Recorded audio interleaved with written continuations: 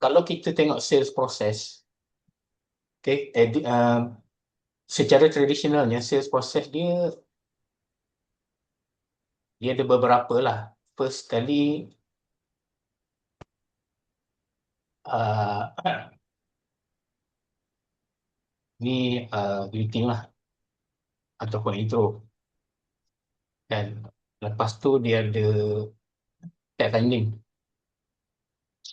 ataupun discovery lah untuk kita kan. Lepas tu dia ada uh,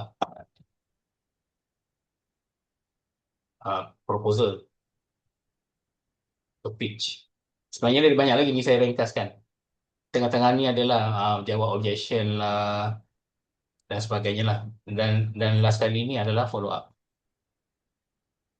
Sebab majoriti yang kita borak ni adalah perlu follow up. Majoritinya tak close. Okay, so cara tradisional saya buat closing dulu. Kalau korang tengok segitiga ni,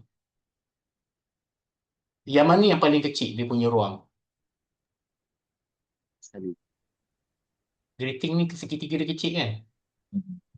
Fact finding ni besar sikit. Proposal ni besar lagi. Follow up ni paling besar. So, ruang ni, size ruang ni menunjukkan banyak mana masa kita spend. So, cara biasa orang closing, dekat greeting ni sekejap dia ambil masa. Saya komen, lepas tu terus tanya soalan. Dan macam kalau style kita dulu, kita punya T2 kan.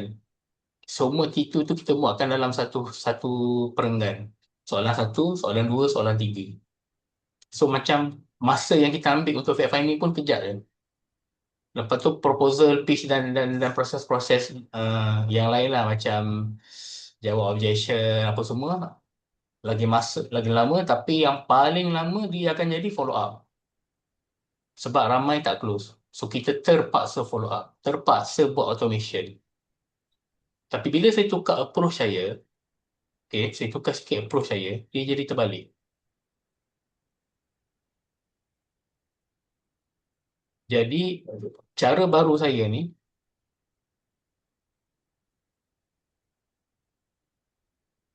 dia punya intro dan greeting dia ambil masa panjang gila. Ambil masa panjang dan ambil masa untuk buat macam Samir sebut tadi, buat repo, bina repo. Dan tidak terburu-buru. Relax je. Dan macam macam kat sini, dulu, kalau kat sini, respon time kan, 5 minit, bawah 5 minit.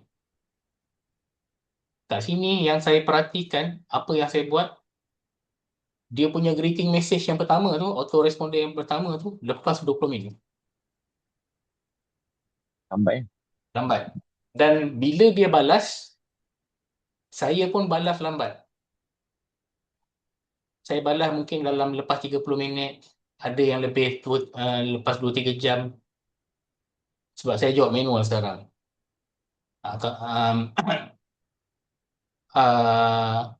So, apa yang berlaku, semakin kita ke bawah, semakin kurang follow up yang saya perlu buat.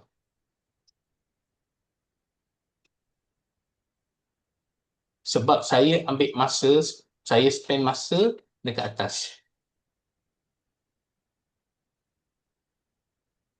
Dan bila kita guna cara kedua ni, dia punya repo ni ambil masa dan dia punya trust sangat tinggi kat sini. Trust sangat tinggi kat sini. Kalau belah sini, no trust.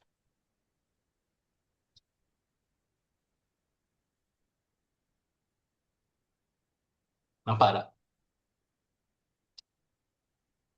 Saya mula-mula saja test, tapi lepas saya memang betul-betul saya buat, memang nampak menjadi lah.